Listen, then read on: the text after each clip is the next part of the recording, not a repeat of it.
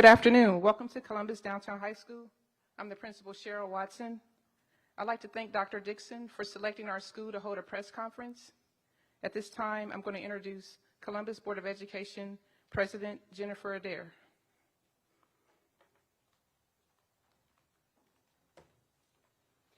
Thank you and good afternoon. Welcome to Downtown High School and welcome to this press conference where we are going to have some news about the upcoming school year. Salubona, Columbus community. That's a Zulu greeting, and it means we see each other, we acknowledge each other, and we recognize each other. As we listen today to the news that we're going to give, it's really important to think about how we remain a community during this time. Last time we were in this room, we were working on Portrait of a Graduate, where the community came together to help determine what it was our future graduates need. Concepts like adaptability, communication, creativity, global empathy, were all things this community, the grown-ups of Columbus, said all future graduates need. I ask as you listen to the news today that you remember these concepts, and not just for our students, but for ourselves. The decisions to get to this point took a lot of effort, and I want to personally thank from myself and on behalf of the board, who's behind me, as well as Board Member Brown, who is at home safe. So to recognize Board Member Beckerly, Board Member Dr. Pierce, Vice President Reyes, and Board Member Ragland, who is here, that it took the effort of a lot of people. And in order to do this, we had to remain flexible. We had to listen to the advice of our health director. We had to listen to our parents and our teachers. We had to listen to what our community needs as a whole. And when I speak of community, all of us want our children to be educated. That is the number one goal, always the number one goal. We have 50,000 students in our district, 10,000 staff members, 100,000 families and friends, community members. Our district impacts every piece of what this city is. All of you, the entire community, went into making this decision. We had collaborative input, and I'm proud of our team. I'm proud because in this time of great uncertainty, they worked diligently, being flexible and adaptable. And you know that's hard for government to do.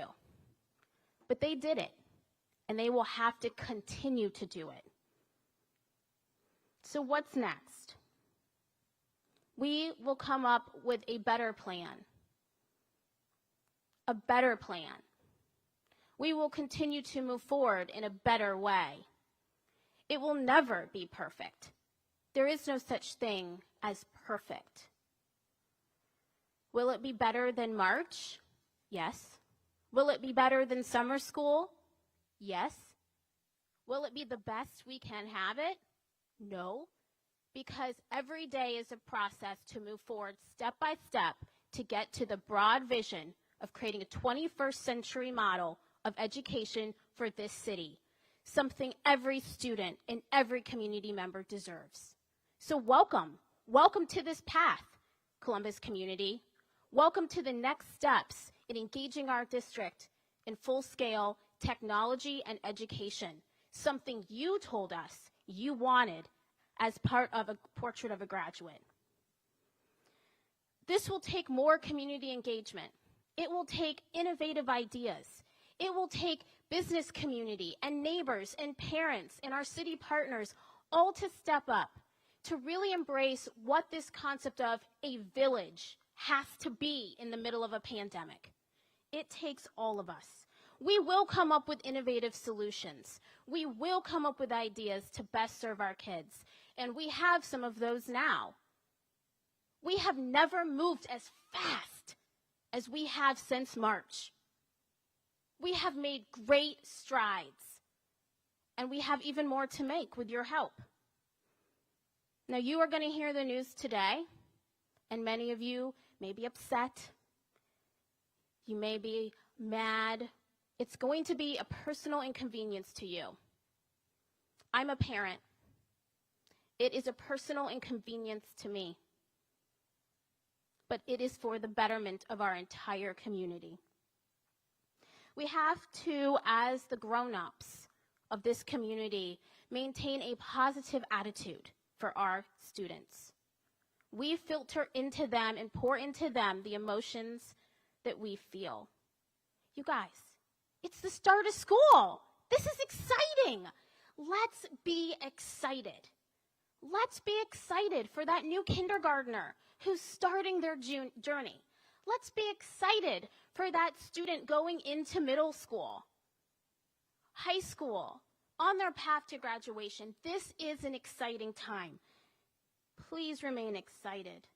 Please remain excited for our students. They need you to succeed. We will hear the news today, and I will tell you, not all of your questions will be answered. Not every decision has been made, but we promise to communicate with the community, with our staff, with our families, and let you know where we are in the moment that we are in it. We welcome your ideas.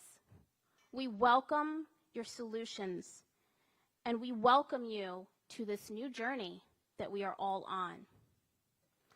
So we're going to have Dr. Dixon come and share the news with us, and we will remain excited. We will step off on a positive note, and we will do this for all of the children of Columbus. Salut bona, Columbus community.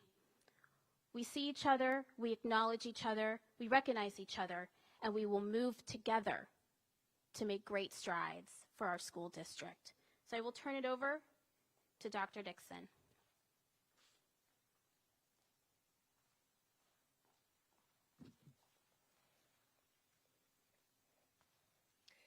Thank you, President Adair.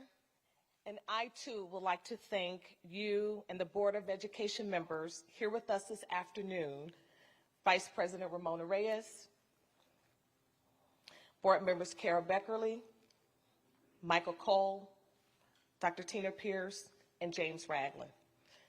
Thank you for not only being here this afternoon, but also thank you for all of your leadership, advice, counsel, which has been invaluable as we work through this year like no other.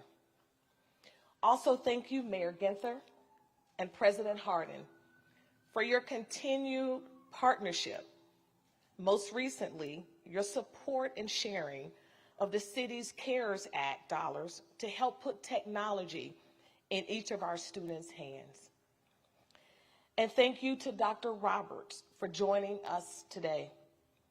The guidance provided by you and your team and your willingness to listen to our concerns and answer all of our questions has been remarkable. You are a true asset for our district and our city. As all of you know, on Friday, July 17th, I sent a letter to all district employees with an update about our reopening plans. I also sent a similar letter to district families.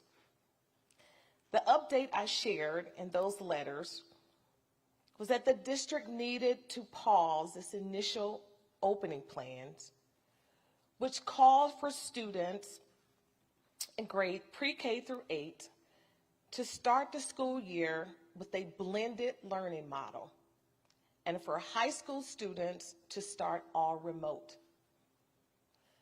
Earlier that week, I had asked Dr. Roberts and her team to provide my cabinet and the reopening task force leaders with an update on the status of COVID-19 infections within our district boundaries and family zip codes.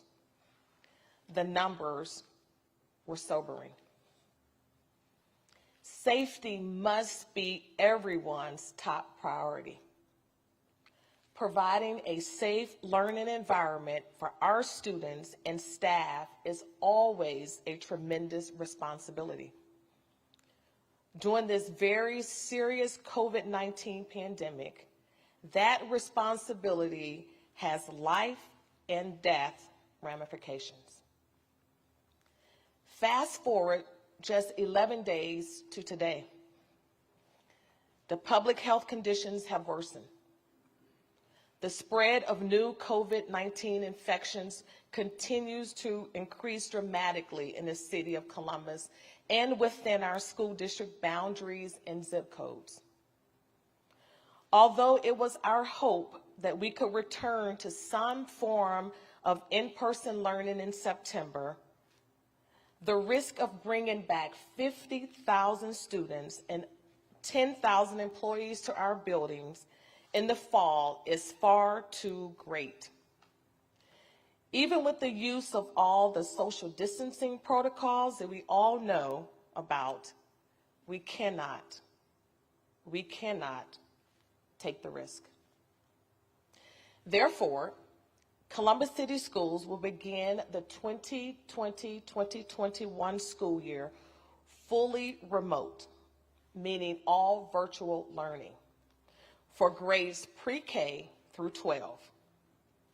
We will operate in a completely virtual learning environment through at least the first quarter, which is Tuesday, September 8th through Tuesday, October 27th. It is important to understand that virtual learning this fall will be different than the online classes that began in March and April when the school buildings were closed by Governor DeWine's order. Prior to September 8th, our teachers and staff will participate in training for a new curriculum. Teachers will be in contact with their students on a frequent and regular basis. Parents will receive information next month from their school principal. In the interim, we are providing answers to the most frequently asked questions. I know families will have lots of questions about what this means for their children. I know all employees will have questions too. We are working around the clock to finalize details and logistics and to call upon our community partners to assist. As the largest public school district in Ohio, we have a lot of work to do and details to complete. We'll also provide information next month regarding how to access additional services for educational support, social and emotional support, breakfast and lunch grab-and-go sites, technology, and other basic needs for our families. The district will continue to engage with families and staff and seek feedback through the first quarter of the year to make any necessary adjustment to learning environments. I understand that this news of starting back in the fall with a fully virtual learning model will please many parents and families and many employees. I also know that there are many throughout the CCS community that would not be pleased with this decision. However, ultimately, safety and health concerns led to a final decision that would keep all of us safe as we work collectively to lower the rate of COVID-19 infections. With the mission to protect the health and safety of students, families, staff, and the community at the forefront of our decisions, CCS will continue to monitor public health conditions within its boundaries before determining when it is safe and practical to begin in-person learning experience. Thank you. And now I would like to welcome Mayor Andrew Ginther to the podium to say a few words.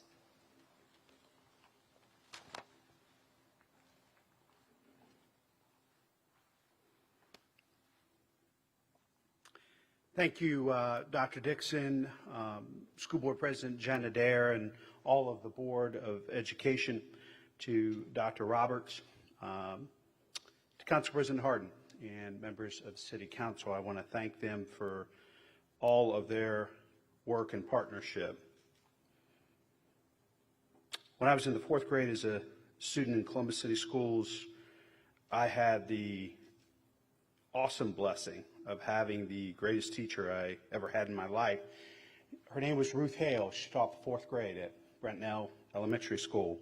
She was married to a powerhouse academic, Dr. Frank Hale of Nebraska, Kenyon, and Ohio State, but Mrs. Ruth Hale could hold her own in any classroom around the world.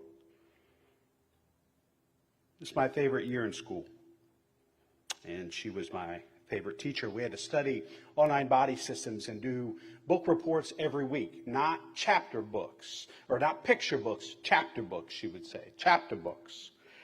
And I was struggling one week to find the right chapter book, and she introduced me to a biography on Robert Kennedy. I had heard of John Kennedy, his older brother, but didn't know anything about Robert Kennedy. And it helped to launch me into a career in public service that Mrs. Hale fostered and nurtured during the course of our time together. One quote from Robert Kennedy that comes to mind a lot lately goes like this: "All of us might wish at times that we lived in a more tranquil world, but we don't. And if our times are difficult and perplexing, so are they challenging and filled with opportunity." Leaders are often faced with tough decisions. I cannot think of a year when we've been faced with more of them. I know that this decision to postpone in-person classes for Columbus City Schools is a difficult one for Dr. Dixon and the school board.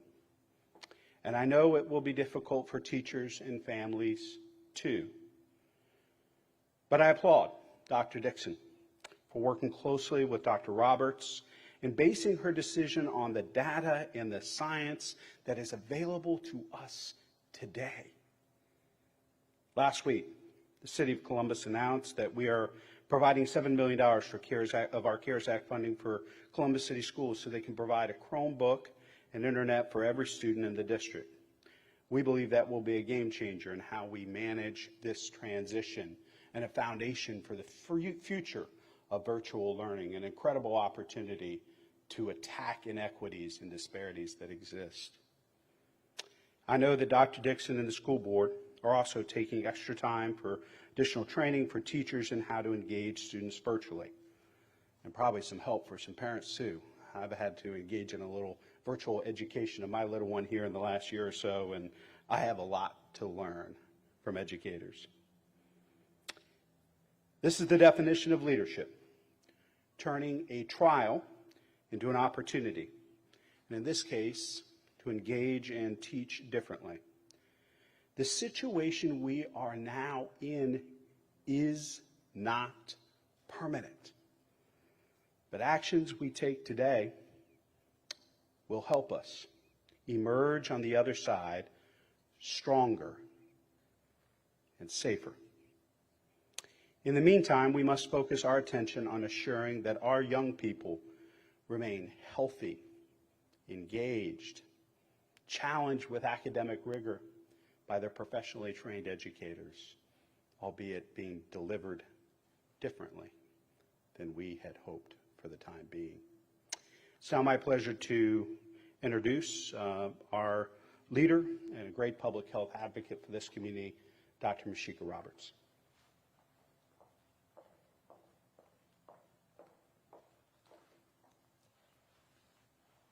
Well, good afternoon, everyone, and thank you, Mayor Ginther, thank you, Dr. Dixon, and Board President Adair for having me here today, and for your thoughtful partnership as we all work together during this COVID-19 pandemic. I know these are very trying times, and Columbus Public Health is proud to work with you, along with you, to protect all Columbus City School students, teachers, staff, as well as their families. Really, we're helping our entire community. As the mayor and so many others have said, these are not easy days. These are not easy decisions that we all have to make, but we're making them to make sure that we meet the educational needs of our students while also protecting their health and the health of those around them. But the facts drive our decisions, and we must use those facts to help us make the right decisions for the health and safety of our community. Cases here in Columbus continue to rise. We currently have over 12,000 cases, and unfortunately, we've lost 389 of our residents due to this virus. Let me paint a picture for you of just how things have changed just in the last 6 weeks. If we look at the data in mid-May, the 7-day moving average for cases was 106 cases per day. By May 15th, the 7-day moving average had decreased to 86 cases per day. And then it continued to decrease until we got to mid-June. By mid-June to mid-July, we saw a substantial increase, and the 7-day moving average jumped to 217 cases per day. That's an increase of 220%. It clearly shows that this virus is circulating, and there continues to be wide community spread.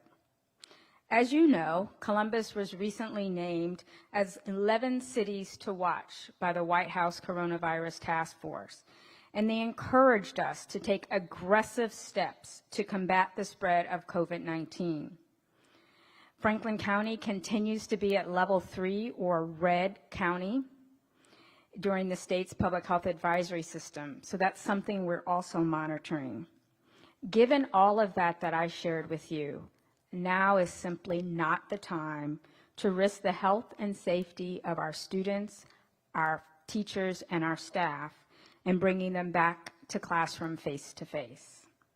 Until we can reverse these trends, children and their families and our entire school community are at risk, and we must do everything we can to protect them and prevent the spread of COVID-19. The steps announced today by Dr. Dixon and Columbus City Schools will help us reduce those increasing numbers during this pandemic. We will continue to monitor our cases as we always do.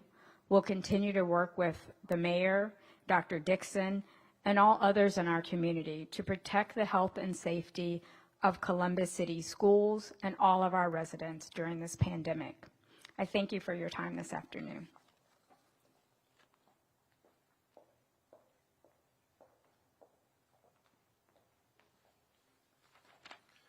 Thank you, Dr. Roberts. Thank you for your guidance during this incredibly difficult time. To our mayor, thank you for your partnership and your leadership. To our superintendent, what a couple of New Years this have been for you. But we really appreciate your leadership in making these decisions. And to President Adair and the Board of Education, thank you for being in the trenches with and for our families as these conversations have progressed. As a proud Columbus City Schools graduate, I'm glad to be with you this afternoon. It's important that we stand together during these unprecedented times. We've heard from parents and teachers over the past few weeks about the concerns about schools opening during the COVID-19 surge. We stand here together today to let you know that we hear you. This is an incredibly difficult situation facing our community, and we have to do the basic things as individuals and as organizations to limit the spread of this virus. As individuals, we know what we have to do, and we get these directions from Dr. Roberts. We have to minimize the amount of people that we are around. We can't invite all of our friends and family over to our backyard cookouts. We must wear a mask when we go out, and we must continue to wash our hands. But in order to make sure individuals can do the right thing, organizations need to lead. That's why the city put forward a mask mandate prior to governor's eventual order. That's why last night we passed legislation to close bars, restaurants, nightclubs at 10 p.m. And that's why council voted unanimously with the leadership of my colleague, Chair Elizabeth Brown, to approve laptops for 20,000 students bought with dollars, federal dollars, from our leaders like Joyce Beatty, Sherrod Brown, and our congressional delegation. The decision to go virtual is not an easy one, as everyone has stated. However, it is necessary. It's necessary if we want to keep our children safe, if we want to keep our families safe, if we want to keep our teachers, our bus drivers, and so many more protected. Going completely virtual to start this school year will save lives and prevent the spread of this deadly disease. But this is a huge challenge for our schools, and that's why we all must stand together. Council is committed to our youth, and we will have to continue to work with Dr. Dixon, her team, the school board, to wrap services around our young people to address the many needs that we know will come because of this decision.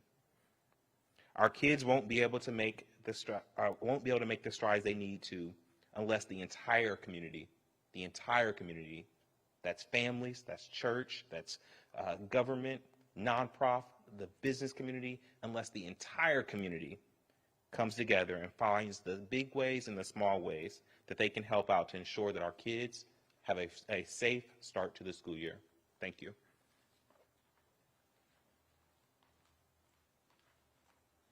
Y'all, school starting. Isn't that exciting? It is exciting. But just as everyone said, we have to be in this together. If you, as a community, want our students to be able to walk into a building sooner rather than later, we need you to take the advice of Dr. Roberts. We need you to mask up. We need you to wash your hands. We need you to limit exposure to others, because we all want our kids to come back. So that concludes. We will now take questions. There's a microphone here if anyone would like to come and ask questions. Ted Hart from NBC4. I have a two-part if I could. As the mayor said, these are not permanent conditions. But I guess to Dr. Dixon, I would ask, so the way this gets handled, though, could have permanent consequences on some of these students, and the way they, some perhaps may not be well suited for all virtual learning. And so you mentioned teacher training. I guess I'm interested, what are you going to do to make sure that kids are not permanently affected in a negative way as a result of these consequences? And to Dr. Roberts, I would ask, so what conditions would you be looking for to see in terms of data and science, at which point you would be able to say to Dr. Dixon, okay, I think we're okay to reopen the schools? You have Dr. Dixon and then Dr. Roberts come up.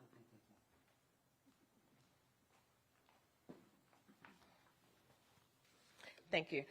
Well, the minute we understand that all students learn at different levels, we will provide whatever support our students need to learn in a virtual environment, such as we will have more touch points. We will have teachers reaching out to our students more often.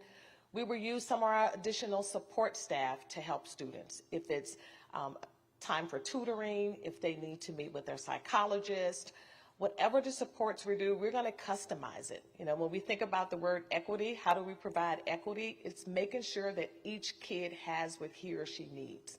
And that's what we're committed to do. And as everyone has stated also, is additional support. Who are those partners that we can reach out to provide the additional support for those students who have a greater need? So we will continue to monitor that. We have 10 days. We moved our school district, our calendar back to September 8th purposefully because we wanted to make sure that all of our staff had an opportunity for some additional training. And that is we have new curriculum we're rolling out this fall. We wanted to make sure our teachers were very aware of that curriculum and they had the support to implement the curriculum with fidelity. And also getting our other staff members to help lift our online learning platform. So it's everyone's job in the organization to help in that. And that's what we're committed to do with those 10 days of training. So we have a lot of work to do, a lot of learning to do, and we're taking a lot of best practices from our teachers and what they learned in the spring. So we had a lot of teachers that had a lot of creative and innovative ideas that we can implement in the fall, and we're going to do that.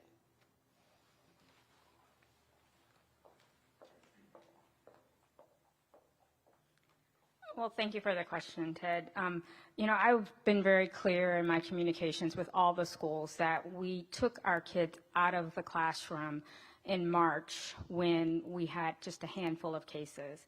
And to bring them back into the classroom at this point when we're seeing this volume of cases is not the best thing for the health and safety of not only of our students, but also the teachers and staff. The guidance that I have given to schools is that we need to wait until our community has seen a consecutive 4-week downward trend in cases. And then we can discuss what it would be like to go back to the classroom.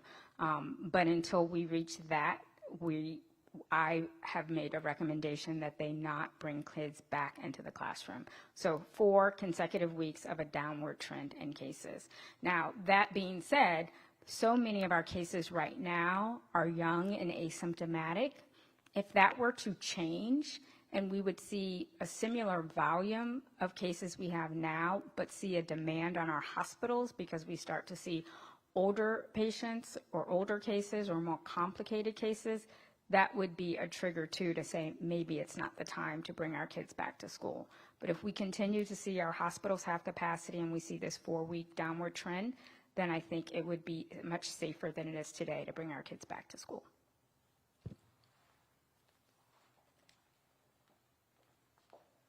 Other questions?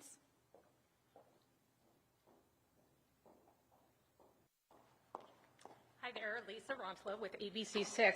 Want to ask, you are the biggest school district in Ohio. There's been a lot of rhetoric coming out of the White House. Some call it threats, saying if you don't open up, then you're not going to get federal funds or an incentive for school funds. Have you reached out to Senator Brown, Senator Portman, as the HEROES Act is still being considered, and how many stimulus dollars public schools will get in that package?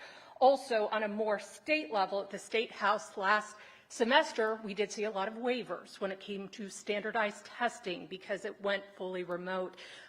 Even graduation requirements, some were waived. Are you going to advocate for more waivers this semester?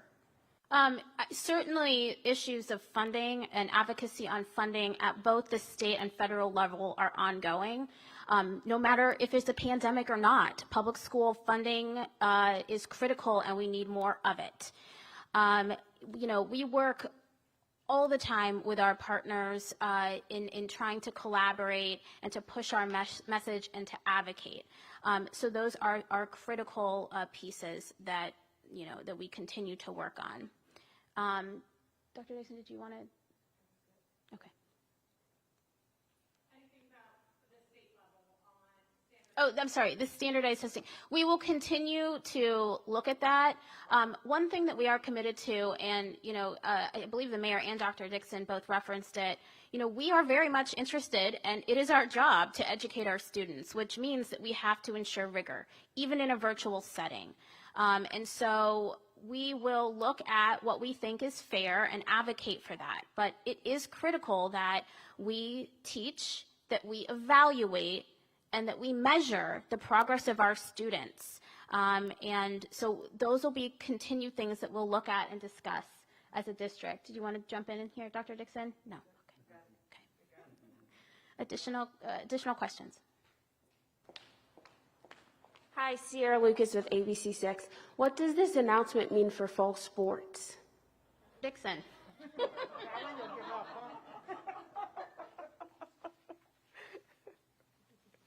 Thank you. A great question.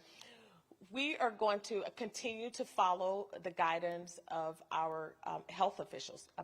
And once we meet with our teams and our leaders, and we're going to make the best decision for our community.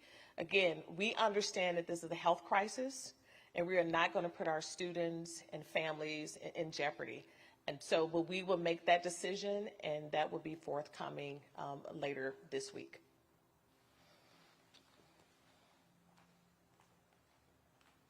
I think we all want to see extracurricular activities in sports. I mean, it is just something, especially in Ohio football, right?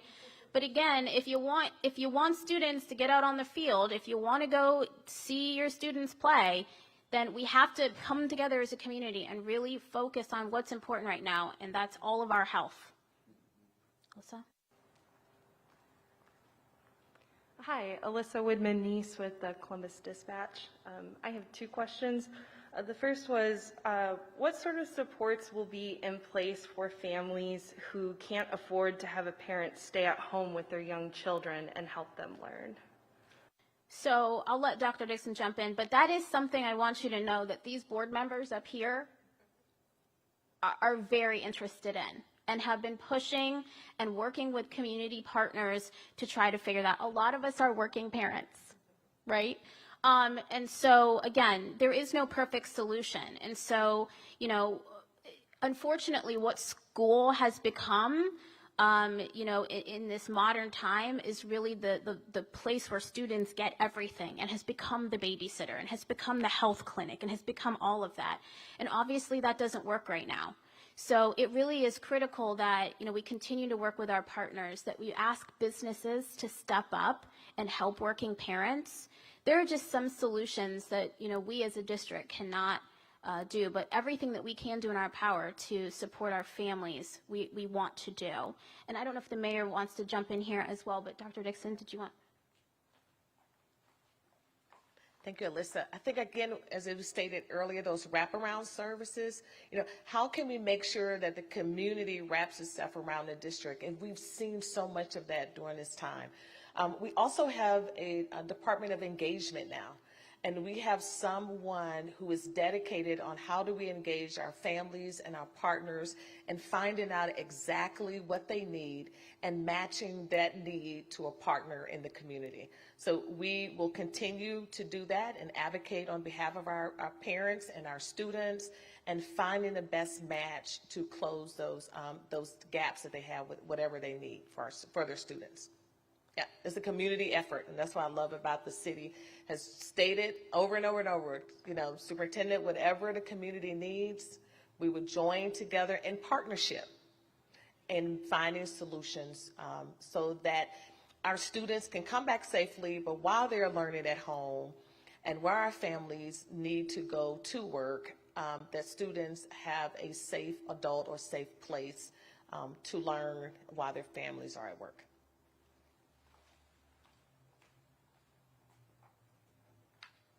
The only thing I would add is we have talked a lot this summer because we knew how great the need would be for young people who hadn't been in school since March to have meaningful, fun learning opportunities this summer. And so one of the partners, our key partners in that work with Recreation and Parks has been Columbus City Schools. As well as many other partners in the community, because the issue was we weren't going to be able to reach as many kids as we could normally because of social distancing, smaller groups, all the public health requirements and guidance to keep everybody safe while still offering those opportunities. We needed more space, so we're using a number of school buildings. We put $2 million worth of CARES funding out to Big Brothers Big Sisters, the Boys and Girls Clubs, the YM, to help expand those offerings to young people. One of the things that Dr. Dixon, President Adair, and I have been talking about is what does Recreation and Parks offerings look like into the fall, since at this point classes won't begin, albeit virtually, till September 8th. We've already added a couple of weeks to summer programming for August that weren't initially contemplated based on COVID. And so we're looking at what additional offerings we could provide to Columbus City School students and families later into the fall, obviously continuing to follow the guidance of Dr. Roberts and her team. But we believe this community, this entire community, has a role to play and make sure that kids are safe, healthy, that they're able to interact with other young people in a safe way, being physically active, so they can run off some of that energy, especially if they're like my 10-year-old who I dropped off at basketball camp this morning. But I think it's really important for me to reinforce, if children are our top priority as a community, What are each and every one of us willing to commit to do to get them back in the classroom sooner? To echo what President Dallaire has said, will we commit to wear this everywhere when we're out? Will we commit to stop those birthday parties and backyard barbecues, even if it's for a small group of people for the time being, to help us slow this spread? Will we encourage maybe our younger friends who continue to think that they are invincible, and because they may not present symptoms, continue to engage in behavior that we know puts them, their parents, and their grandparents at risk? What are we each personally willing to do if children are our top priority and their education is our top priority? What are each and every one of us willing to do to get these kiddos back in their classrooms as quickly as possible? Thanks. And my second question may be best for the health commissioner, but we've had some folks ask us if places like restaurants and bars and gyms can remain open, why can't schools remain open at the same time? Some also cite the lower risk of complications for children who are infected with COVID-19 versus adults. So I was wondering how you can explain that to them. Thank you for the question, and that's a question that keeps me up every night. As the mayor said, kids are our priority. Our number one priority should be getting these kids back into the classroom where we know they learn better than they do virtual. So I struggle with that, and I think that's part of the reason that City Council passed legislation that Mayor Ginther and I encouraged them to consider to reduce the hours of our bars. Dr. Burks was in town over the weekend, and her recommendation to us was to close the bars. And I know that's a hard pill for many people to swallow. And so the compromise was to allow them to stay open and to reduce their hours and to continue pressing the message forward of wearing your mask, avoiding those large gatherings, washing your hands, and staying home if you're sick. And I'm trying to be optimistic that if we as a community do those things together for the next few weeks and moving forward, we will be successful by bringing the numbers down, and we will be able to get our kids back into the classroom where they belong. Thanks.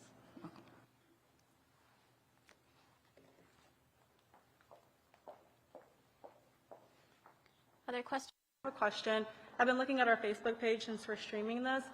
Some parents are praising us for this, but a lot of people want to know what are we doing for our English language learner children and also our special needs children. That's been a lot of questions on our district website. So I figured since they're listening, if we could address that. Thank you. So I'll have Dr. Dixon come up and address that more specifically, but I just want to remind everyone that we will maintain constant communication going forward. Not all questions can be answered today, but know that we are working diligently to get you the best information as fast as we can. Also, in terms of the students who are in these categories, as well as others like gifted, and you know, we hear about these all the time. There will be more guidance, and Dr. Dixon can come talk about it, but check out our website. That's where everything will be most up to date. Yes, thank you. It's a great question. And again, we have our special needs students, our EL students, and our gifted students, all of our students in mind, to make sure that we have the right support and resources to support them in this learning environment. More information is going to come. We will continue to do our engagement sessions on Facebook Live. We've had several of those. We're going to continue with those and continue to give weekly updates to our families and our community stakeholders of what's happening in our schools. Great question. Stay tuned. That information will be provided to all of our families. I just want to shout out to Vice President Reyes. This is one of the things that she is very passionate about. So she never lets us forget our English language learners, and so we appreciate her advocacy on that. Any other questions? Lisa? I wanted to ask, I know right now, as of today, Columbus City Schools is not a one-to-one district when it comes to student and Chromebook. I know you lent out about $19,000 last semester.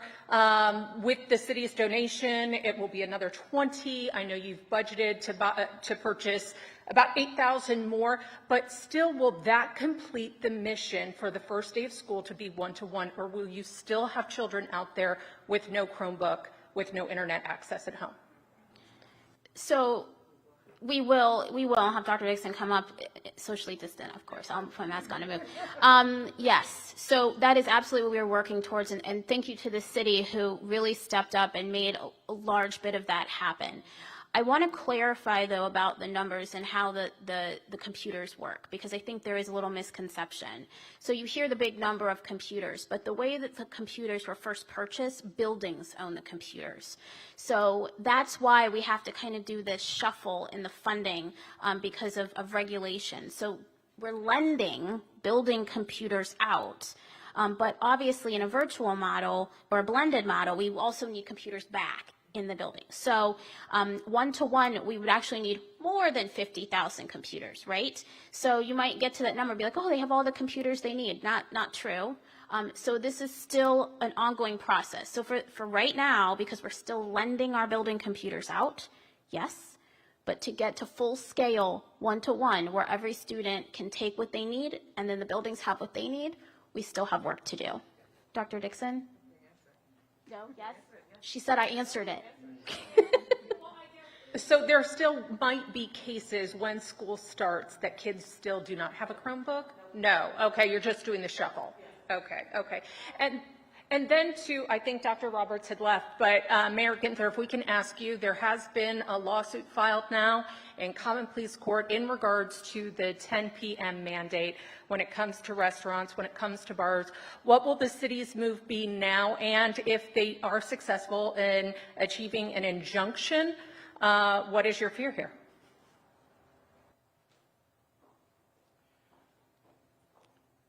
Obviously, we were anticipating this, and that's why from the very beginning we worked very closely with City Attorney Klein, with City Council as we drafted the legislation that they would consider. We feel very confident based on feedback and input both from the City Attorney, from Dr. Roberts' engagement with Council, that we'll be successful.